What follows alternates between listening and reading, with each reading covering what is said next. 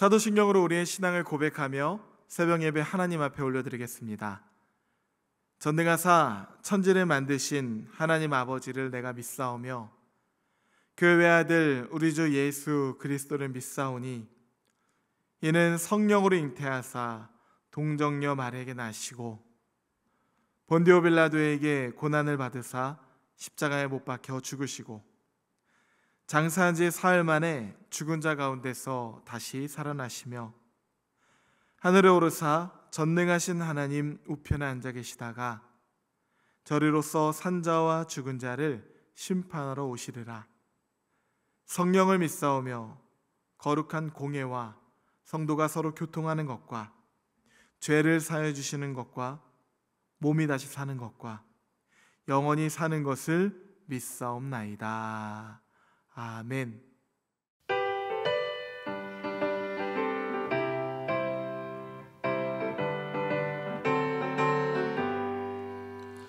하나님의 나팔 소리 천지 진동할 때에 예수 영광 중에 거룩하시고 천사들이 세계 만국 모든 곳에 보내어 구원받은 성도들이 모으니 나팔 불 때 나의 힘 나팔 불 때 나의 힘 나팔 불 때 나의 이름 부를 때에 잔치 참여하겠네.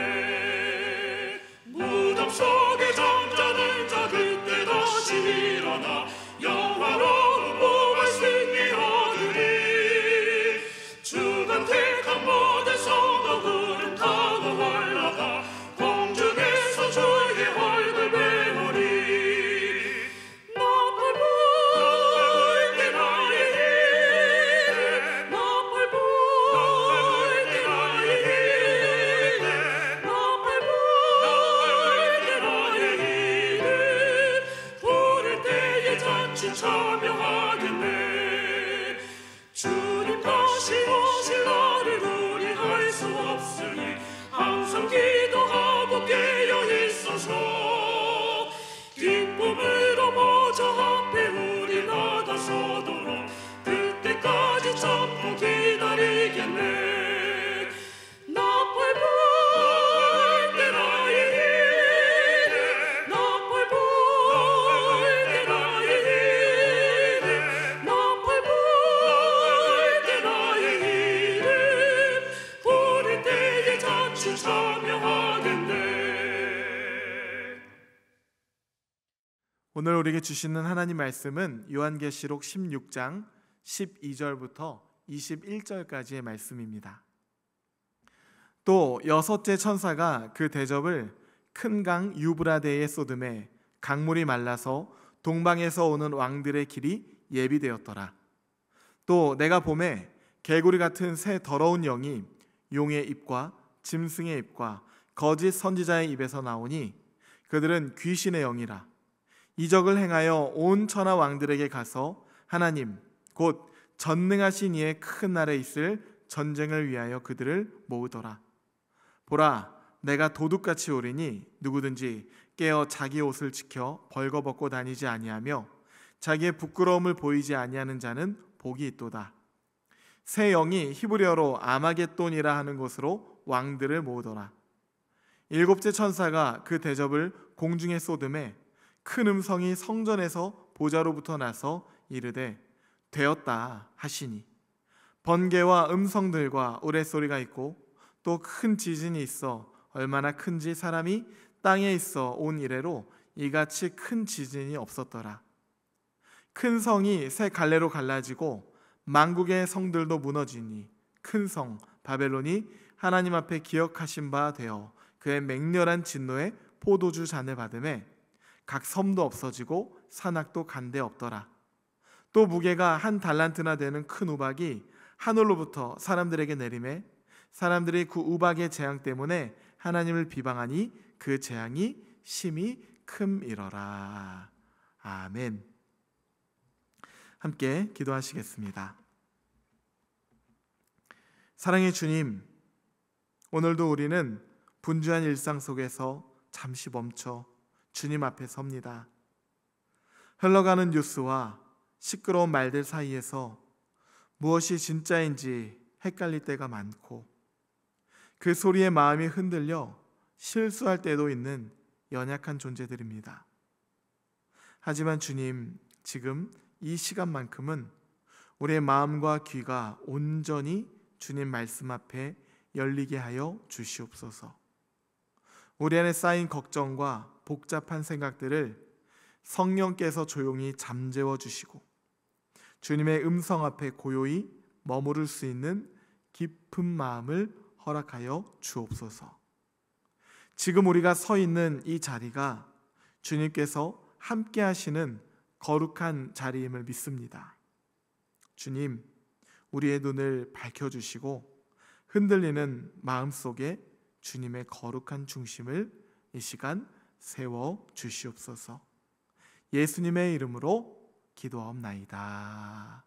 아멘. 할렐루야. 네, 오늘은 아마겟돈 한가운데서 예배하다라는 제목으로 하나님 말씀 전하도록 하겠습니다. 오늘 우리는 주변국을 위협하며 자국의 이 불을 극대화하고 정권을 어떻게든 영구화하려고 하는 그런 시대 속에 살고 있습니다. 그래서 전쟁 위기, 핵 위협, 경제 봉쇄, 가짜 뉴스와 혐오, 현대의 바벨론은 지금도 여전히 다른 이름으로 건설되고 있는 것이에요. 그런데 여러분, 그 사실 아십니까? 예나 지금이나 그 화려한 영화는 누군가의 피와 눈물 위에 세워진다는 것을 말이죠. 그래서 성경은 이 바벨론의 끝을 너무나도 분명하게 말해줍니다. 오늘 본문이 그 마지막을 보여주고 있어요. 사람들이 그렇게도 의지하던 권력과 부가 하루아침에 무너지고 스스로를 신격화하던 제국이 하나님의 진노 아래 무기력하게 무너지는 장면을 보여주는 것이에요. 때문에 질문이 생겨납니다.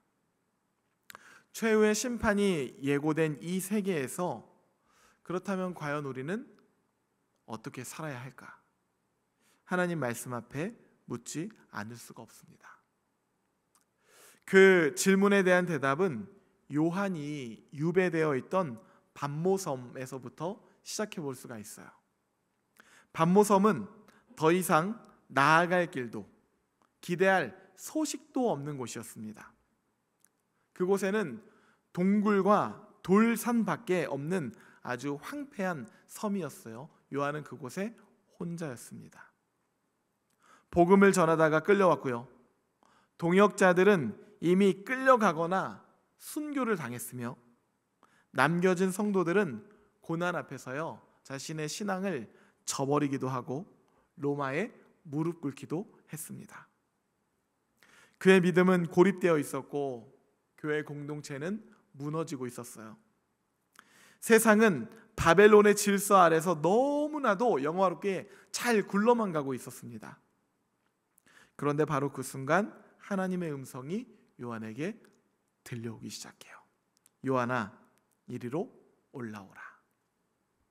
그리고는 하늘이 이렇게 열려요. 요한은 땅의 질서가 아닌 그곳에서 하늘의 질서를 보게 됩니다. 그게 바로 요한계시록이에요. 짐승이 다스리는 것 같았던 그 땅의 이면에 어린 양이 이미 승리하신 하나님의 실제가 드러나는 것이에요. 요한계시록은요, 그 하늘의 질서를 이 땅의 사람들에게 보여주기 위한 책이에요. 그렇기 때문에 이 책은 미래를 예측하려고 하는 책이 아니라 오늘을 견디게 하는 소망의 책이 되는 것입니다. 예언이 아니라 위로이고 심판이 아니라 소망의 메시지예요. 요한계시록은 그렇게 한 사람의 절망에서 시작된 하나님과의 만남이기 때문이에요. 그리고 동시에 그것은 7 교회에 보내어지는 하나님의 편지였고 세상을 향한 하나님의 묵시였으며 믿는 자들에게 주어진 예언이었습니다. 오늘 우리는 그 말씀 앞에 서 있는 것이에요. 요한에게 열렸던 하늘의 문을 바라보며 이 땅의 바벨론을 우리가 과연 어떻게 살아낼지, 오늘 본문에 하나님께서 되었다라고 선언하시는데, 그 선언하신 하나님 앞에서 우리는 어떻게 깨어 있을지 묻는 아침이 되기를 소망합니다. 12절 말씀을 보면, 또 여섯째 천사가 그 대접을 큰 강 유브라데에 쏟음에 강물이 말라서 동방에서 오는 왕들의 길이 예비되었더라. 여섯째 대접이 유브라데 강에 쏟아집니다. 상징적인 강이 말라버리고 전 세계의 왕들이 아마겟돈이라고 하는 그 전장에 모여들어요. 하나님을 대적하는 악의 세력이 마지막 총동원을 하는 장면입니다. 그런데 이건 단지 군사적인 전쟁을 말하는 것이 아니에요. 십자가에서 이미 승리하신 예수 그리스도를 따르는 이들과 짐승과 용과 거짓 선지자의 세력을 따르는 이들 사이의 영적 전쟁을 말하고 있는 것이요. 15절 말씀을 보면 예수님은 내가 도둑같이 오리니 깨어 자기 옷을 지켜 벌거벗고 다니지 아니하며 자기의 부끄러움을 보이지 않는 자는 복이 있다, 이렇게 말씀하십니다. 옷을 입는다는 것은 복음의 옷을 입는다는 것이에요. 다시 말해 주의 재림을 기다리는 성도들의 삶의 자세를 말합니다. 악의 세력, 이 땅의 바벨론적 질서에 동화되지 않고 세상의 소리보다 하나님 말씀에 귀를 기울이며 언제 올지 모를 그 주님을 기쁨과 두려움으로 기다리는 성도의 삶의 모습을 가리키는 것이에요. 믿음을 잃지 않고 깨어 기도하며 하나님의 의를 따라 살아가려는 결단인 것입니다. 이어서 17절 말씀이에요. 일곱째 천사가 그 대접을 공중에 쏟음에 큰 음성이 성전에서 보좌로부터 나서 이르되 되었다 하시니. 그리고 일곱 번째 대접이 공중에 쏟아졌을 때 하나님께서 보좌에서 되었다 선언을 하십니다. 더 이상 악이 발 붙일 곳이 없다는 선언이에요. 무너질 수 없을 것 같았던 바벨론이 무너지고 세상의 도시들이 사라지고 산과 섬들조차도 잠치를 감추어 버립니다. 하나님의 이 공의의 날을 말하는 것이에요. 사람들은 회개하는 대신 하나님을 비방했습니다. 하지만 지금 말씀하시는 이 하나님의 심판은 이미 오래전부터 참으시고 기다리셨던 하나님의 심판이라는 것이에요. 이제 모든 것을 새롭게 하실 하나님의 순간이 도래했다. 그날은 하나님의 오래 참으심의 끝에서 드러나는 하나님의 완전한 공의의 날이며 동시에 새로운 창조의 시작점입니다. 인간의 탐욕과 폭력이 쌓아올린 바벨론이 무너지고 하나님 나라의 질서가 회복되는 날이기 때문이에요. 그러므로 이 선언은 단순한 심판의 외침이 아니에요. 하나님 나라가 도래했다는 복음의 선포인 것입니다. 바벨론은 무너지고 되었다고 하신 하나님 말씀 앞에서 우리는 오늘 스스로에게 물어야 합니다.